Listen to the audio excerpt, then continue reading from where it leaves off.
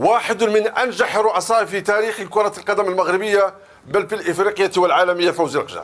كأنه الحديث عن الكولسة وقوة المغرب في الاتحاد الإفريقي أصبح، وأنه كان بمثابة رد قاسي أيضا وأكثر قساوة أيضا على التافهين الذين يروجون بأن المغرب يتحكم في الاتحاد الإفريقي لكرة.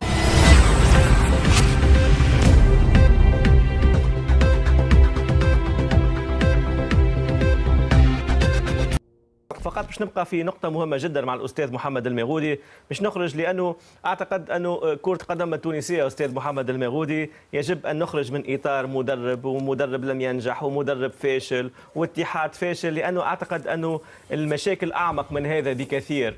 ولماذا اتجهت للأستاذ محمد الميغودي؟ لأنه كرة القدم المغربية عرفت نهضة وعرفت تطور كبير جدا باعتبار أصبحت سياسة دولة، أصبحت هدف للدولة. وشاهدنا المغرب الآن تنظم كأس العالم، نظم كأس العالم 2030.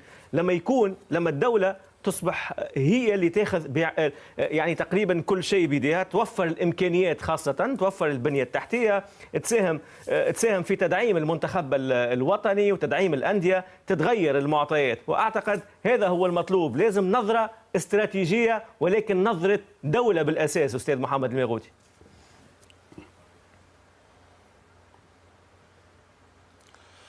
والله عزيزي هيكل، دعني في البداية أهنئ الأشقاء الموريتانيين وأهنئ أيضا الأشقاء المصريين، ولا أجد حرجا في التعبير عن حزني لخروج المنتخب الجزائري الشقيق ولا المنتخب التونسي الشقيق، لأنني أنا أحب بصدق وبوفاء وبقناعة فكرية، وحينما أكره بقناعة فكرية أيضا.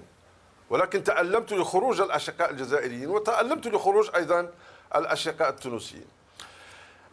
نربط العلاقة بين المغرب وموريتانيا ومع تونس.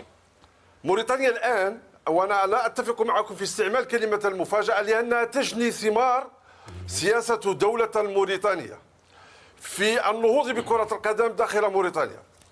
طبعا اختارت رجلا ناجحا هو أحمد ولد يحيى، وهو الذي يشتغل على هذه الثورة كما اختارنا نحن في المغرب واحد من أنجح الرؤساء في تاريخ كرة القدم المغربية بل في الإفريقية والعالمية، فوزي القجع. أنا أقول بأن تونس الآن تحتاج إلى تدخل عاجل من الدولة التونسية الشقيقة، وتحتاج إلى استراتيجية من دولة تونس الشقيقة، لأن خروج تونس لا علاقة له لا بالمدرب ولا بالتكتيك ولا باللاعبين ولا بقيمة اللاعبين، هو علاقة أيضا بالوضع العام داخل كرة القدم التونسية، تعيش وضعا مزريا، وضعا مؤلما حقا. ولذلك أنا أناشد دولة تونس الشقيقة وبكل الحب لهذه الدولة أن تكون هناك سياسة للدولة. أولا، الرجل وديع الجردية كان من الناس الذين خدموا كرة القدم بتونس ومن الذين خططوا لقوة كرة القدم بتونس. أنا أعتقد بأن هذا الرجل صالح لإعادة مجد أيضا كرة القدم بتونس. وأقول أيضا لدولة تونس بأنها تحتاج إلى تدخل من أعلى السلطة لإعادة أو لتقوية البنية التحتية، لفتح مراكز التكوين، وأيضا لتكوين المكونين، وأيضا لوضع غلاف مالي محترم جدا لكرة القدم التونسية حتى تعود إلى قوتها. وهكذا سأحلم وسأكون حالما أيضا حينما أرى تونس قوية والجزائر قوية وموريتانيا قوية والمغرب قوي ومصر قوية وكل الدول العربية. هذا ما نتمناه. ولو أن تونس الحقيقة الآن لها ملعب واحد مؤهل لاحتضان المباريات الرسميه، هو ملعب حمد العقربي برادس. وعلى فكره في بعض المشاكل ولازم بعض الاصلاحات. ان شاء الله الدوله الان تقوم بمساعي حثيثه من اجل تجهيز المنزه ممكن سيكون ملعب جميل جدا. في ملعب سوسه الامكانيه سهله جدا ان يصبح ملعب رائع وملعب جميل بعد ان اصبح يتسع 40,000 متفرج. يعني الامكانيه وارده، الحقيقه الامكانيه وارده، على الاقل على مستوى البنيه التحتيه. نعملوا سنتين نصلحوا البنيه التحتيه وبعدين كل شيء يجي بطبيعته. يعني في مشكل الوقت ايضا حكيم في تونس، في مشكل الوقت، في مشكل كبير في الوقت، لانه تعرف تونس في شهر 6 تلعب مع غينيا الاستوائيه، وشاهدنا غينيا الاستوائيه في هذه الكأس الافريقيه، تلعب مع غينيا الاستوائيه في تصفيات كأس العالم. الان دي المشكله الاكبر. اي الان انت بدون مدرب الان، وتلعب في شهر 6. كيف ستفعل؟ وتعرف جيدا أنه حتى هذا المكتب الجامعي هو مكتب مؤقت وليس لديه إمكانية اختيار مدرب لمدة 4 سنوات، وهو سيذهب بعد شهر أو شهرين. يعني كيف سيكون التصرف؟ اولا نتمنى للسيد وديع الجريء ان ربي يطلق سراحه ان شاء الله، ولكن هذه هي تبعات رئيس اتحاد او رئيس جامعه اللي هو مسجون ومنتخبه او فريقه، فبان انه محتاج قوه دائمه. في اشياء اخرى ذكرناها، البنيه التحتيه والامور. خلينا حتى برضه لازم نراعي ان في وضع اقتصادي في بعض الدول العربيه. يا هيكل صحيح. من سنتين البنيه التحتيه في تونس ما تغيرت، ومنتخب تونس فاز على نيجيريا. الحل الان نعطيك الحل انه الان لازم يكون هناك انتخابات طارئه لاتحاد جديد، التعاقد مع مدرب جديد، وحبذا لو يكون مدرب تونسي، لانه حتى المدرب الاجنبي ليس له الوقت لا في معرفه اللاعبين لا مجموعه اللاعبين لا في انشاء منتخب جديد 100%. يجب ان يلعب على اللاعبين الجاهزين. يعني انت من حقك تمشي للفيرونار وانا من حقي نقعد في مدرب تونسي. اختار انت مدرب جزائري. انت سالتني انا قلت لك انا موافق على الفيرونار.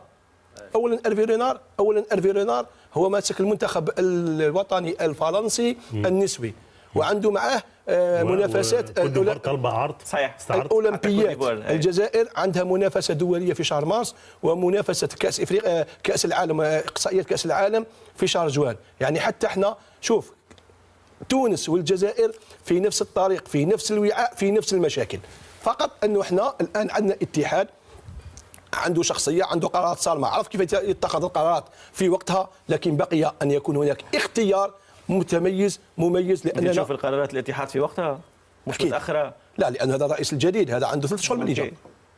انا اقول لك رئيس اتحاد، ما قلتلكش اتحاد، لانه الاتحادات مرت. انت حسب رايك يعني احنا في عهده يعني حسب رايك شو القرار اللي هيكل يعني هيكل احنا في عهده اولمبيه، مروا علينا اربع رؤساء اتحادات.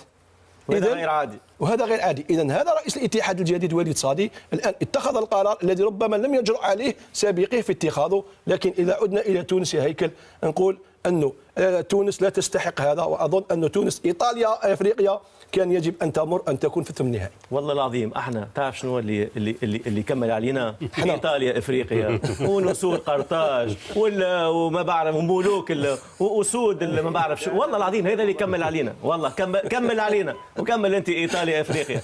ناقصين احنا نرجع لمباراه المغرب وزامبيا. في نقطه مهمه بس سريعا بسرعه شريف فقط. الجزئيه اللي انت قلت ان عندنا في تصفيات كاس عالم، اللي حصل في افريقيا ده جرس انذار لكل الدول العربيه. صحيح. الراس الاخضر وغينيا الاستوائيه وناميبيا كل ده موجودين في المجموعات في مصر وفي المغرب وفي تونس والجزائر. بوركينا فاسو في مصر. فعايز اقول لك ده جرس انذار، احنا كنا مستهونين بالحاجات دي. الاربع مجموعات رؤوسها مالي والراس الاخضر وغينيا الاستوائيه وانجولا.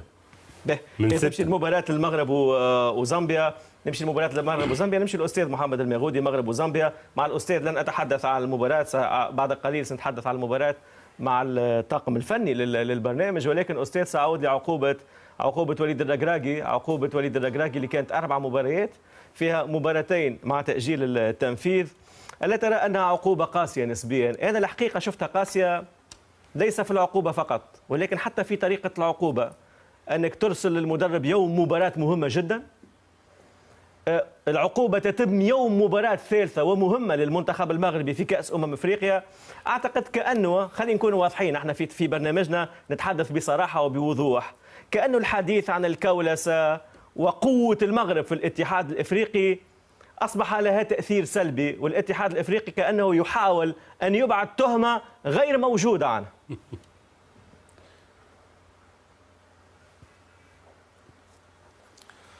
والله عزيزي هيكل، أنا شخصيا أحترم قرارات الاتحاد الإفريقي لكرة القدم وأقدرها، هكذا هي تربيتي وهكذا هي أخلاقي، وفي نفس الوقت أنا أدعم بشكل مطلق كل الخطوات التي تقوم بها الجامعة الملكية المغربية لكرة القدم. سلكت مسطرة الاستئناف بروح رياضية بمستوى فكري عالي، برافو للجامعة الملكية المغربية لكرة القدم. قساوة هذا القرار أسعدني في جانب مهم، هو أنه كان بمثابة رد قاسي أيضا وأكثر قساوة أيضا على التافهين الذين يروجون بأن المغرب يتحكم في الاتحاد الإفريقي لكرة القدم. وهذا مهم لأن التاريخ لا يرحم، التاريخ يسجل المواقف النبيلة. اتهمونا بالتحكم وسرقوا منا العديد من الجوائز في أحسن اللاعبين بإفريقيا. أفظعها على الإطلاق. بونو أفضل حارس ولا يوجد في التشكيلة المثالية. الآن يعاقب وليد الركراكي ولا يعاقب اللاعب، ومع ذلك قلنا أهلا وسهلا. ما يهمني بالمطلق وما يهمني بالأساس هو أن وليد الركراكي عليه أن يستفيد من هذا الدرس، وعليه أن يستحضر دائما أن مصلحة كرة القدم الوطنية ومصلحة المنتخب المغربي تقتضي منه الرزانة، التحكم.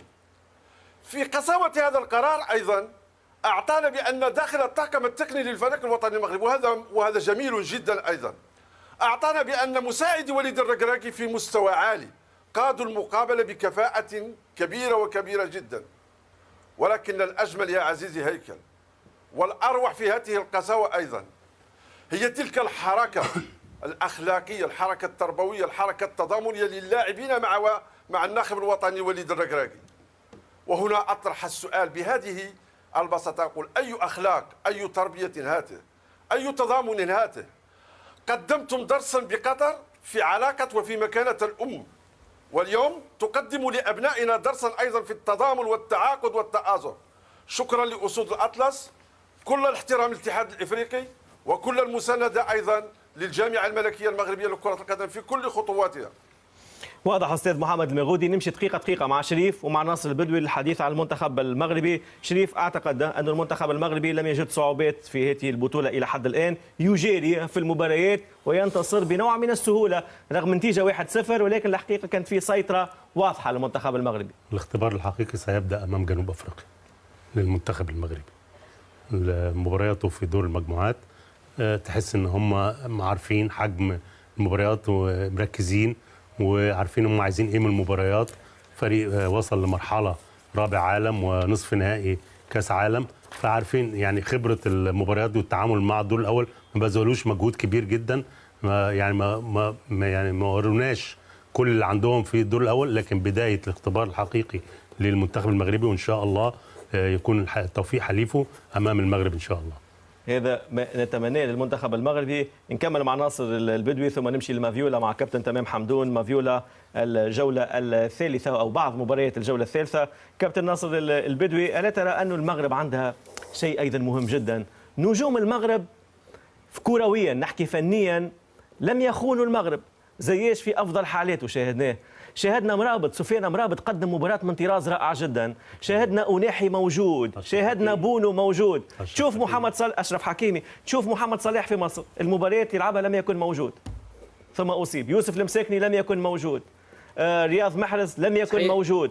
صحيح. هيك حبيت نفتح قوس بالنسبه للمنتخب التونسي فيما يخص المباراه نتاعو، بعد نتعدى لك للمغرب. المنتخب التونسي جنوب افريقيا البارح كانك تعرف انت هيكل جنوب افريقيا من الملاعبيه من الجمعيات اللي تعرف تضغط عالي. البارح جنوب افريقيا بدلت الخطه التكتيكيه بصفه عامه، قاعده تستنى في المنتخب التونسي، واحنا عندنا مشاكل نتاع صنع اللعب، وخلينا المنتخب التونسي يتخبط على خاطر عندنا مشاكل في صنع اللعب، وخلال لقينا برشا مشاكل. هذاك علاش المنتخب ما كانش في احسن حالاته. هذا قوس نحله ونسكره. بالنسبه للمنتخب المغربي، ظهر لي المنتخب المغربي عنده اليات نتاع لعب ممتازه برشا، وكما كنت تحكي هيكل. انا بالنسبه لي انا المنتخب المغربي المباراه الصعيبه اللي هي ضد تنزانيا اللي انتصر فيها 3-0 هي مفتاح على خاطر تعرف بعد النجاحات الكبيره نتاع كاس العالم هو يكون امتحان صعب للمنتخب المغربي. كان تألق فيه، نجح فيه، وانتصار كان مهم برشا. عن آلية اللعب بالنسبة للمنتخب المغربي ظل موجودة كما كنت تحكي انت. نحكيو على حارس ممتاز، نحكيو على حكيمي، نحكيو على زياش، نحكيو على ملاعبية عندهم إمكانيات كبيرة.